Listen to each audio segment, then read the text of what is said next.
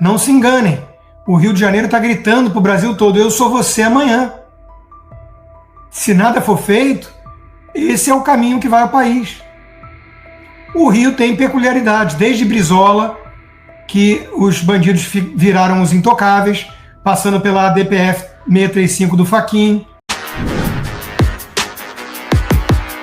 Olavo Edu Carvalho, melhor canal de cortes do YouTube. Eu conto imensamente aqui com o like de vocês, que você mande o programa nos seus grupos de WhatsApp, e esses fatos que nós vamos revelar e entender melhor aqui hoje, chegarem ao máximo de pessoas possível. Então, manda o programa para os amigos e manda o programa para os inimigos, especialmente esse, porque esse é o Paulo Figueiredo Show. Vamos fazer aqui uma outra concessão à esquerda. Advogado do diabo. É óbvio que quem nasceu e cresceu numa favela enfrenta circunstâncias muito mais complexas para se dar bem na vida de forma honesta. Óbvio que o mecanismo de incentivos é muito mais perverso. Óbvio que é muito difícil manter os filhos afastados do tráfico, porque a natureza humana, ela é assim. Ela quer atalhos muitas vezes, ela quer poder. E aí o sujeito vai lá e vê o caminho de quem é trabalhador honesto sendo esfolado, pegando 3 ônibus e metrôs por dia, ganhando mal, e olha para o lado e vê o traficante jovem com um carrão, com um tênis novo, com as mulheres do bairro, dominando a festa do baile funk. Por isso que o único que faz contrapeso à escolha pelo tráfico são os evangélicos. A bússola moral, os pais firmes, que conseguem incutir esses valores com a ajuda dos pastores, muitas vezes, dentro das favelas. O Bolsonaro não está podendo se manifestar, né? O que é um absurdo no Brasil. Então a gente resgata o que ele dizia sobre isso. Tratar assaltante como vítima da sociedade é isentá-lo de sua responsabilidade. Existem milhões de pessoas humildes que levam a vida honestamente. É o bandido, não essas pessoas, que escolhe ameaçar pais e mães de família e tomar à força o que foi conquistado com muito suor. É o Estado paralelo dentro dessas comunidades. Eles vão extorquir os trabalhadores honestos, os negociantes, os comerciantes. Eles vão exigir que os pais cedam as filhas, muitas vezes, para eles. Vocês acham que esse povo curte bandido? Vocês acham que esse povo quer preservar esses marginais no comando das favelas? Claro que não. E não é um problema tão pouco só de social, de escola e por aí vai. Isso é outra visão romântica da esquerda. O economista prêmio Nobel de Economia, Gary Becker, já explicou como muitas vezes o crime é uma escolha racional, custo e benefício. O custo do crime tem que ser muito maior. Como? Reduzindo a impunidade. Um traficante preso com um fuzil fica em média 8 meses preso. É muito pouco, é ridículo.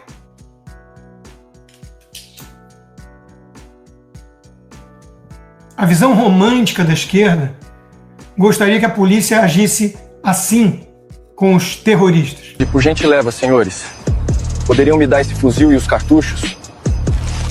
Quero levar os senhores para a delegacia. Por favor, poderia me dar o fuzil e as munições para que eu possa conduzir vocês até a prisão? Por favor, senhor faccionado, poderia, por obséquio, entregar seu fuzil e se render pacificamente? Seu faccionado é ótimo, né? Ou assim, né? Que nem esse mineirinho aqui.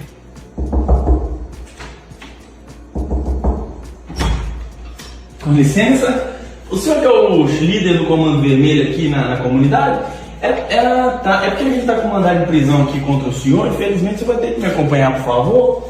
É porque o senhor está respondendo a 136 homicídios, torturas, isso, tráfico de drogas, extorsão. O senhor está com mais ou menos uns 500 anos de prisão.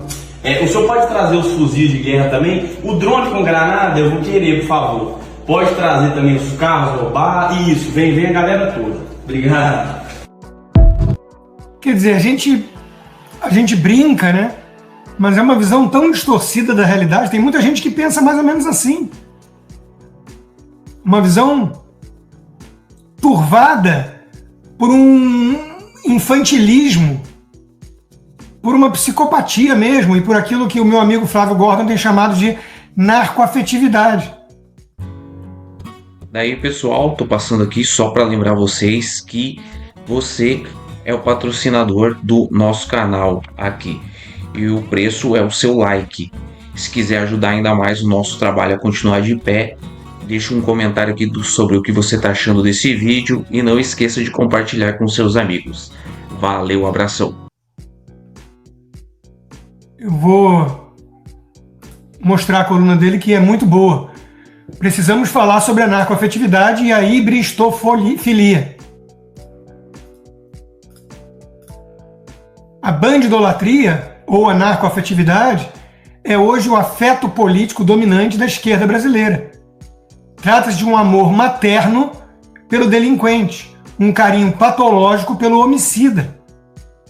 A empatia que o esquerdista nega aos fetos humanos abortados, ele a reserva inteira aos piores facínoras. E, de novo, são pessoas que estão escolhendo essa vida do crime. Ainda que façamos essa concessão diante de circunstâncias muito ruins. Mas se nós não reconhecermos que é possível uma escolha diferente, nós estamos tirando o livre-arbítrio, o principal pilar do cristianismo. Nós estamos abandonando a volição humana. Entre o estímulo e a resposta, o homem tem a liberdade de escolha, disse Viktor Frankl em Auschwitz. Somos seres humanos. Podemos escolher e devemos fazer escolhas morais. E você não pode escolher o caminho do crime e banalizar você colocar um inocente num micro-ondas e atear fogo nos pneus e matá-lo. Essa gente perdeu a sua humanidade. Eles se tornaram monstros. Essa menina perdeu 2 irmãos para o crime, mas ela tem a consciência de que eles escolheram esse caminho, coisa que os intelectuais e especialistas da Globo não têm. Mataram os meus 2 irmãos. Sabe como? Com um tiro. Sabe por quê? Porque eram envolvidos. Agora eu vou explicar um negócio. Eu perdi meus 2 irmãos pro tráfico. E eu não acredito em momento nenhum que eles eram vítimas da sociedade. Eu lembro dos nossos pais, né, tirarem eles porque eram de menor, várias vezes da delegacia, né, porque não fica muito preso quando você é de menor. E eu lembro do meu pai várias e várias vezes ali, retirando, e sempre eles voltavam para aquilo. Voltavam por quê? Se tinha comida na mesa. Não vou dizer que a vida foi sempre fácil, não, mas tinham o que comer, tinham que vestir. Meu pai sempre tentando dar o de melhor para eles. E por que eles escolheram essa vida? Foi porque eles são vítimas. Vítima era minha mãe, que estava sempre chorando, e meu pai, que estava sempre indo tirar eles de lá. A família que sofre, mas eles, foi só por escolha deles. Essa é a verdade. Enquanto houver aleijado trabalhando, criança vendendo bala no sinal, eu não vou acreditar que eles são vítimas da sociedade. Não estou dizendo que é certo criança trabalhar, não. E nem que é certo aleijado trabalhar. Eu estou dizendo que há outras opções. Porque o que acontece é que na favela não só tem bandido. A maioria em si é tudo trabalhador. E se tem outras escolhas, tem outras opções. E não justifica nunca você entrar pro tráfico. Porque eu já falei, só tem 2 saídas, gente. Ou é debaixo da terra, ou é na cadeia. Então você decide o seu futuro. Olha o bom senso da menina, né? Aliás, trabalhadora, visivelmente. Olha o bom senso que falta a boa parte da elite. Uma elite encastelada atrás de carros blindados e seguranças privados nos prédios, na zona sul do Rio de Janeiro. Por isso que a minha coluna da Oeste, que saiu hoje, foi sobre esse experimento social fracassado que é o Rio de Janeiro. E olha, não se enganem, o Rio de Janeiro está gritando para o Brasil todo: eu sou você amanhã. Se nada for feito, esse é o caminho que vai ao país. O Rio tem peculiaridades, desde Brizola, que os bandidos viraram os intocáveis, passando pela DPF 635 do Fachin. A geografia do Rio não ajuda. O próprio território conflagrado das favelas e como são esses becos, esses morros labirínticos. Mas é um experimento social fracassado. Né? Como eu disse, não é sintoma de uma sociedade saudável festejar mortes, nem de bandidos, em vez de torcer pela prisão perpétua deles. Agora, o Rio é um lugar saudável? Ou um lugar dominado pelo crime organizado? 1/4 da população vive sob o comando do crime organizado, sob o terror. 1/4 do povo. Olá, amigos do canal, olá, Beto Carvalho. Eu gostaria de agradecer você que chegou até o final desse vídeo comigo. Deixa aí nos comentários o que você achou desse tema polêmico, mas o fundamental mesmo é o seu like. Você é nosso patrocinador, você que mantém o nosso canal de pé.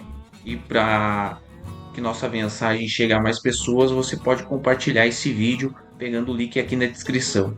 Lembrando que você pode se tornar apoiador do Rodrigo Constantino, esse jornalista que vem fazendo um trabalho incrível durante anos, e mesmo com toda a perseguição que ele sofreu do poder judiciário, ele nunca se calou e está aí sempre firme e forte, atravessou por muita coisa e continua de pé nessa batalha. Se ele não desistiu, você não pode desistir do Brasil. Então entra aqui no link da descrição que vai ter ali o caminho para você poder apoiar o jornalista Rodrigo Constantino, que é um guerreiro da liberdade, um cara sensacional. Então, para mais opiniões e vídeos como esse, você entra ali, se torna um apoiador ou deixa seu like aqui no vídeo, que ajuda muito o nosso trabalho a continuar de pé. Valeu, juntos a gente é mais forte. Abração, pessoal.